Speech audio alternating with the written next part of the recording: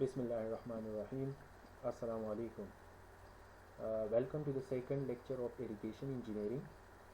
In first lecture, we have introduced the subject and discussed the water resources, availability and quantification of water both globally and regionally. Also, we have discussed the basic concept of irrigation and irrigation engineering. Function, necessity, benefit, objective, and problem of irrigation, and the agricultural and engineering aspect of irrigation was discussed. And also we have discussed the Pakistan climatic conditions and irrigation infrastructure of Pakistan and Indus Basin irrigation system.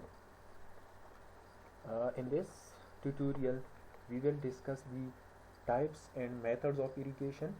Types are based on the source of water, and the methods of irrigation. So types are based on the source of water, are based on the position of availability of water. As we have discussed that irrigation is the artificial supply of water into the agricultural land. Actually we have three sources.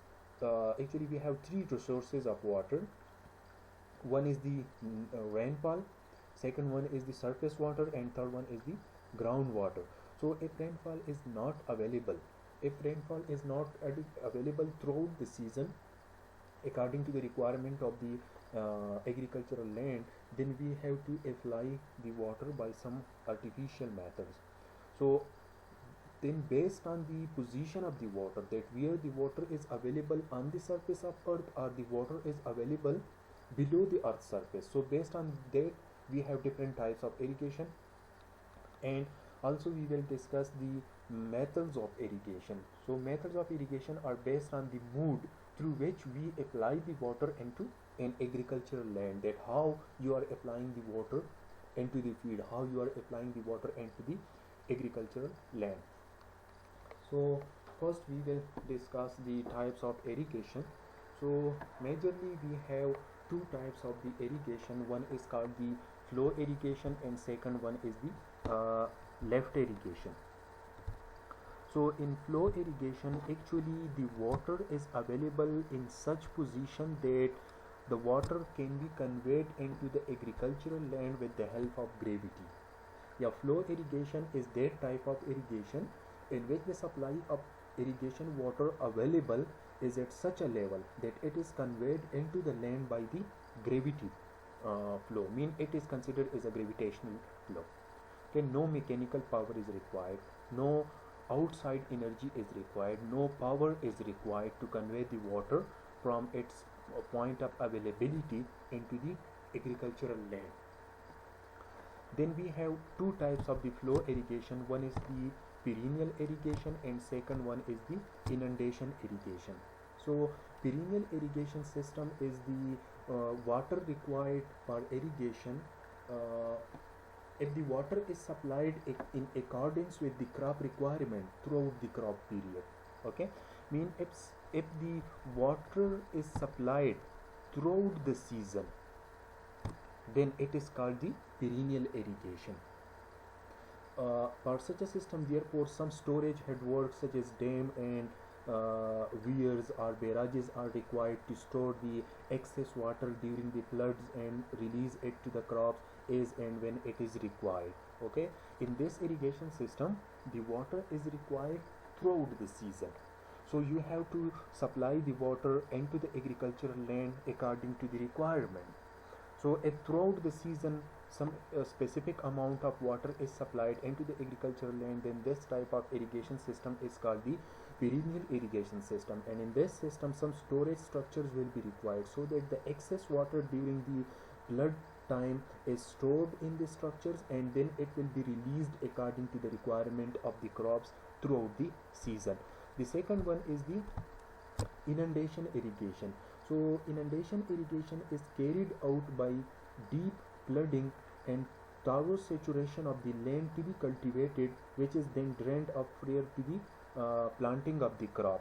Mean it is a type of one time of irrigation. Mean in some area the land is prepared before the plantation. So for the land preparation, first we have to apply a deep flooding irrigation. Okay, so then when you are planting the crops, then we are draining out that extra water from the agricultural land. So that one time of irrigation, that one time application of irrigation, the flooding irrigation, is called the inundation irrigation. And perennial irrigation, that is the supply of water throughout the season according to the requirement. So majorly we have two types of irrigation based on the availability of water. One is the flow irrigation, second one is the left irrigation. Now the left irrigation is, suppose if that is the ground surface where the crop to be grown, and the water is available below the earth surface. Okay, if the water is available below the earth surface, then some mechanical power will be required, some energy will be required to raise the water from the lower elevation into the higher elevation. Suppose the water is available below the earth surface at this position, and the crops are grown here, then you have to raise the water from this position up to here. So here some mechanical power will be required. Left irrigation is practiced when the water supply is at low level to run by the gravitation onto the land. So this water cannot be applied into the land through gravitational forces. In such circumstances, water is lifted by mechanical means. Irrigation from well is an example of left irrigation. Means suppose if you are draining out water through wells. Okay, so see, if here you have to apply the water and the water is available at this position, then this much head will be required to raise the water from this one point to this second point.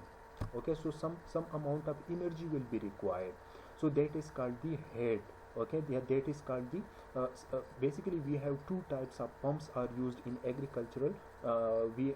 One is the actually we have two types of the pump. One is the positive displacement pump, and second one is the non-positive displacement pump. Okay, so here the centrifugal pumps is used. So that is considered as a suction head. Mean head is actually the head is the energy required to raise the water from that lower elevation into the higher elevation. So head is the energy per unit weight of the liquid, that is called the head. Okay, so actually energy unit is actually we have the joule. Yeah, that is the Newton meter is the unit of energy, and the weight of the fluid, that will be in term of Newton. So the head is mostly considered in term of the linear unit, so that will be in term of meter. What is the distance through which you have to raise the water from this level up to this level. Okay, so that will be the head. And how much discharge is required, how much water you need for the agricultural area. So how much power will be required to raise the water. So then the power is equal to, that is actually the power is in term of head and discharge, that is the unit weight of the water multiplied by the head up to through which you have to raise the water, and multiplied by the discharge. So this much power will be required. Power is equal to gamma HQ. Okay, gamma is the unit weight of water, H is the head through which you have to raise the water from this point up to this point, and Q is the discharge. So that is called the left irrigation. This much power will be required. And in flow irrigation, the water is directly applied into the area with the help of gravitational forces. And in left irrigation, some mean of mechanical power will be required. Mean the water cannot be conveyed into the agricultural land with the help of gravitational forces. Okay, then based on the availability of water in the reservoir or in the rivers, we have three types of irrigation. One is the direct irrigation, or storage irrigation, or combined irrigation. Okay, so in direct irrigation, water is directly diverted to the canal without attempting to store the water. Mean if in a river or in a canal, if sufficient amount of water is available throughout the season, then there is no need to store the water. So the water will be directly diverted into the canal system without the storage. So for such a system, a low diversion weir or barrage is constructed across the river. Okay, for just you have to divert the water from the river, yeah, from the main canal into the conveyance canal, into the we can say that into the distributary. So only the divergent structures will be required. So only weir or barrages are constructed. This raises the water level in the river. These divergence structures, the weirs and barrages, are actually raising the water level in the river and diverting it into the canal, taking upstream of the river. Generally, a direct irrigation system is of smaller magnitude. Since there are no rigid control over the supplies, only you can divert the water. So one or two main canal may take up directly from the stream. For example, if you have a river which have sufficient amount of water throughout the season, so just you construct here a weir or a barrage, and you can take and you can divert the water into the canal in both system, into the right or into the left. Okay, so direct irrigation will be such type of irrigation in which the water can be available in the river throughout the season, so only the water will be diverted, only the divergent structures will be required. Second one is the storage irrigation. So if the water is not available throughout the season, then you have to store the water when it is available. So here the storage structure will be required, and here the divergent structure will be required. Here we are not storing the water. Okay, so in storage irrigation, this is also called the tank irrigation. In storage irrigation system, a solid barrier, for example dam or storage weir, is constructed across the river, and actually water is stored in the reservoir or lake, so formed by the weir or by the dam. So depending upon the water requirement of crops or the hydroelectric power generation, and upon the flow of water in the river, the volume of storage required is decided, that how much water you have to store, what will be the volume of the reservoir. Okay, so then based on your requirement, you have to release some amount of water from the reservoir according to your requirement. Storage irrigation scheme is comparatively a bigger magnitude as compared to direct irrigation, because here you have only to consider the divergent structure. Here also you have to consider, you have to design, you have to construct the storage structures. And after that one, we have the third irrigation type is the combined irrigation. So here there will be also is a type of storage irrigation, and also a type of divergent irrigation. Suppose in some month of the year, sufficient amount of water is available that it needs no storage, so then at that duration the irrigation will be of the divergent types. And in off season, when the water is not available, so some water will be stored from the river, and at that months when you are applying the water, then it will be considered as a storage irrigation. Okay, actually we have seen that in the storage irrigation system, water is stored in the reservoir. Okay, so in this system the water is completely stored, and the river is not perennial.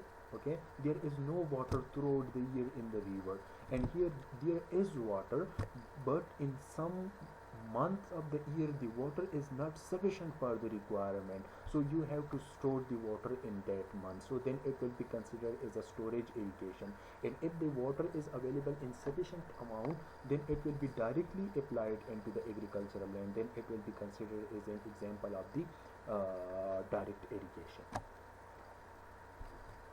Okay, see, these are the examples. See, this is an example of the Dodic irrigation system, in which the water is available in a river, and only a type of we can say that a weir is constructed. Okay, this is called a weir. When the blockage is constructed from the bottom of a canal, from a bottom of a river, and if a gate is constructed from the upside, then it is called as a barrage. So suppose if this is a river and the water is available throughout the season according to the requirement, so only a weir will be constructed so that the water level may be raised at the upstream, and it will be diverted into the right or into the left for the individual areas. And this is an example of the left irrigation. The water is left from the ground surface. Okay, see, the the the area which is contributing the water into a river or into a reservoir, that is called the catchment area. So see, this is the catchment area for the given river, or for the given reservoir, and here a type of complete blockage is constructed, complete reservoir is constructed. So the water is stored in that one, and according to the requirement the water will be released to the downstream area. Okay, and again here is another structure is constructed, that is also considered as a dam structure, is a reservoir structure, and the level of the water is raised and they will be diverted into a canal for the irrigation purposes. Okay, this is an example of the irrigation system. Okay, now we have the methods of irrigation, the modes through which we can apply the water into the agricultural land. So actually irrigation water may be applied to the crops by three basic methods. Okay, actually we have three methods. Either the water will be applied by a surface irrigation method. Okay, if the water is applied, see, if here is a canal and the water is diverted into the agricultural land, so that is considered as a type of the surface irrigation system. Mean the water is applied by a void, mean by a flooded mean. See, that is an example of the flooding the water on the surface of the agricultural area, so that is considered as a surface irrigation method. Second one is the subsurface irrigation method, or drip or trickle irrigation method. In this system the water is directly applied into individual plants. Suppose if these are different plants, so a pipe is laid on the surface of earth and the water is directly applied into the root zone of the individual crops. Okay, so that is called the subsurface irrigation system. So the area, the unwanted area where there is no crops, that is not irrigated, and in surface irrigation system the whole surface of the agricultural land is irrigated, and in subsurface irrigation system only the water is applied into the root zone of the individual crops. And the third system is the sprinkler irrigation system. If the water is applied in the form of artificial rainfall, if the water is applied in the form of sprays and the different surface for the raising or for the growth of different types of crops, then it is called the sprinkler irrigation system. Surface irrigation method is further be subdivided into flooding, wild or controlled flooding, furrow method, or contour farming. We will discuss each and every methods in the detail. In flooding method, the water is directly applied into almost into the level surface. So again, either it will be the water application will be controlled, or the water's application will be uncontrolled. So if it is uncontrolled application, then it is called the wild flooding irrigation system, and if it is controlled by means of by provision of some guidance, by providing guidance into the water through labor or through some other structure, then it is called the controlled flooding surface irrigation method. And one we have the furrow irrigation methods. Okay, if different furrow ditches and rows are constructed in the field, then it is called the furrow surface irrigation method. And the contour farming is the irrigation of the land along the slope of the area. Okay, if the water is applied along the slope of the surface, then it is called the contour farming. Yeah, if the land are constructed, if terraces are constructed in an area to break out the steep slopes, then it is called the contour farming. So these three are the major classification of the surface irrigation system. Actually, we have basically the irrigation methods are three types. Mean application of water to the crops may be either the surface irrigation or the sprinkler irrigation, or there will be the the drip irrigation, surface, sprinkler, or drip. Then the surface irrigation is majorly divided in the flooding irrigation method, furrow irrigation method, or the contour method. See, the flooding irrigation method, again that will be either wild flooding. Okay, wild flooding or uncontrolled flooding irrigation method. So in this method, water is spread or flooded on a rather smooth flat land without much control or prior preparation. Okay, mean if you are not controlling the flow of water, if you are not preparing the land before application of water, then it is called as a void flooding. Mean no guidance is provided for the flow of water on the surface of the agricultural land. It is wasteful use of water and is practiced largely where irrigation water is abundantly available, and when the irrigation water is inexpensive, then the void flooding is considered. Okay, I mean here no guidance to the water, there is no control, there is no land preparation for the irrigation, so automatically it will be called a void flooding, and here most amount of water are wasted. So if the water is abundantly available, inexpensively available, easily accessible, then the void flooding method will be considered. The second method of the flooding irrigation is the controlled method. In the controlled method, there are different methods. Then one is called the free flooding. Okay, free flooding is an example of controlled flooding. So in this method, water is spread over the land with proper method of control the depth of application. Okay, in this method actually we are controlling the depth of irrigation. So the difference between the free flooding and the void flooding is this one, that there is no control, there is no guidance, there is no land preparation. So some portion of the land will receive more than the required water, and some portion will receive less than the required water. And in controlled free flooding irrigation system, the depth of the depth of application of water is controlled. Okay, that is guided. This method also known as irrigation by plots. Okay, if the area is divided into different plots and then the water is applied into the area, then it is called the irrigation by plots or by pre-flooding method. So every plot will receive the required amount of water in a controlled manner. Field is divided into a number of small size plots which are practically level. Water is admitted to these plots at the higher end, and the supply is cut off as soon as the lower part of the plot has received the sufficient depth of water. The second type of the controlled flooding is the contour laterals. Okay, contour laterals are, for example, if this one is the main canal in which the irrigation water is conveyed, that is called the main ditch. Okay, suppose along the slope of the area, along the slope of the field, you construct a contour lateral. Okay, a small distributary, and here for example you construct another lateral. Okay, so this portion of the area, it will receive the water from this lateral, that is called the contour forming, yeah, that is called the contour lateral. Okay, along the slope you are conveying the water, and then it is applied into a specific portion of the area, that is called the contour lateral.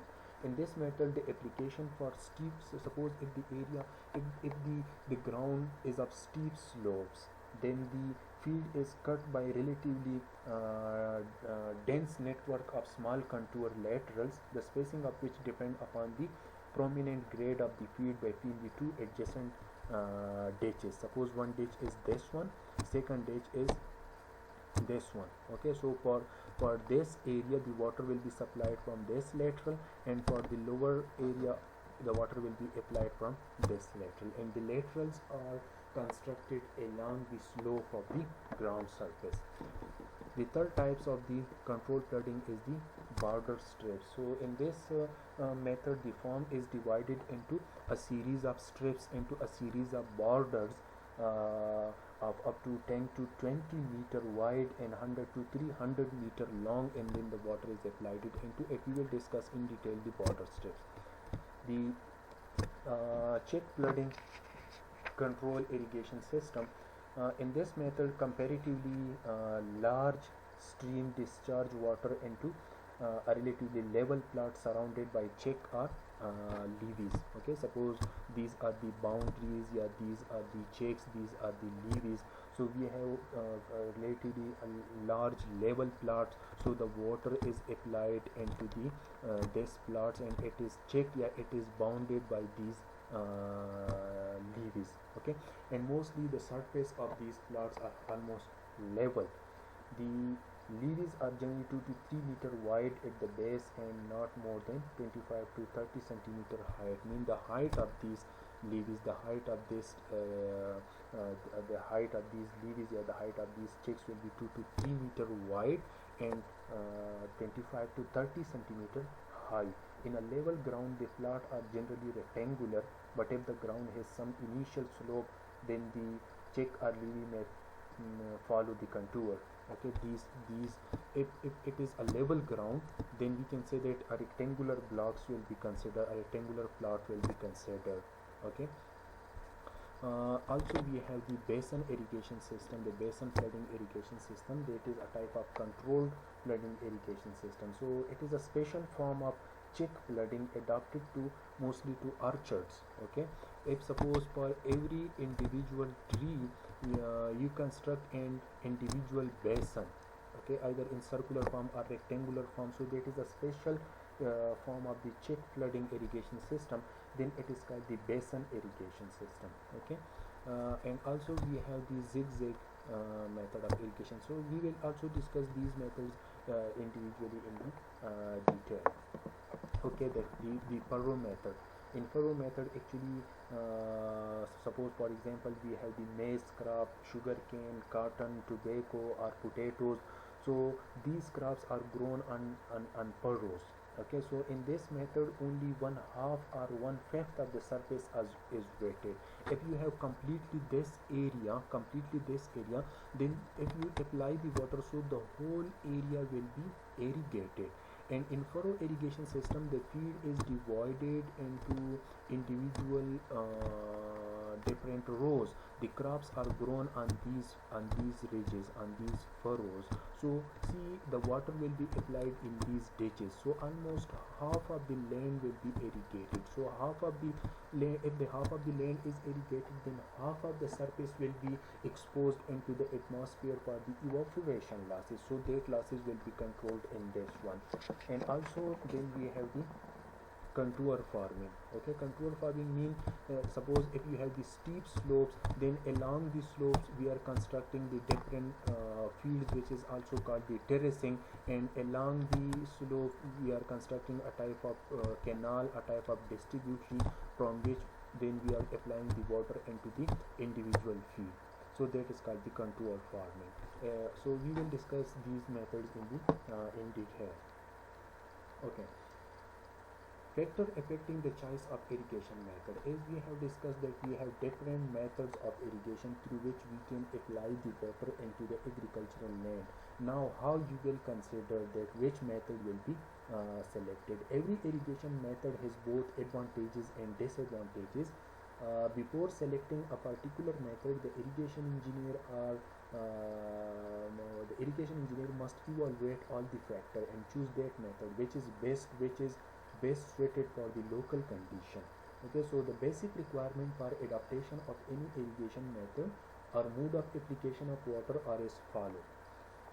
The first one is the method should be such that uniform water distribution with a small as 6 centimeter water depth application can be made for light irrigation. See, we have two types of irrigation. One is called the light irrigation, second one is called the heavy irrigation. So some crops are sensitive to the heavy irrigation system, mean it need light irrigation, it need less amount of water. Okay, so almost the irrigation in which we are applying up to 6 centimeter of water, that is called the light irrigation system. Yeah, the light irrigation requirement. So you have to select such a method which can uniformly distribute the light irrigation water, yeah, which can distribute, yeah, which can apply the light irrigation. Okay, and also you have to select such a method which can afford heavy uniform application of water. If the application of water is up to 6 centimeter, then it is considered as a light irrigation, and if the application of water is from 15 to 20 centimeter, then it is considered as a heavy irrigation. So you have to select such a system which can provide the water both from light irrigation into heavy irrigation means there will be variability, because in a specific area we are not growing one crops throughout the season, yeah, throughout the for all time we are not growing a single crop. There is variability in the crop, so some crops will need light irrigation, some crops will need heavy irrigation. So you have to design one system for the different crops, so the system will be able, the method will be able to provide the water from light irrigation to heavy irrigation. Also the method will be it should allow the use of large concentrated water flow for reduction of conveyance losses and the labor cost. Mean the water will be conveyed in a concentrated amount so that the conveyance losses is reduced. Okay, mean you have to select such a system that in less design maximum discharge is conveyed, so that the construction cost is reduced, the conveyance losses is reduced, the labor cost is reduced. The method should be suitable for use with economic conveyance structure. This one is the most important, okay, because in irrigation actually we are applying the water by an artificial method.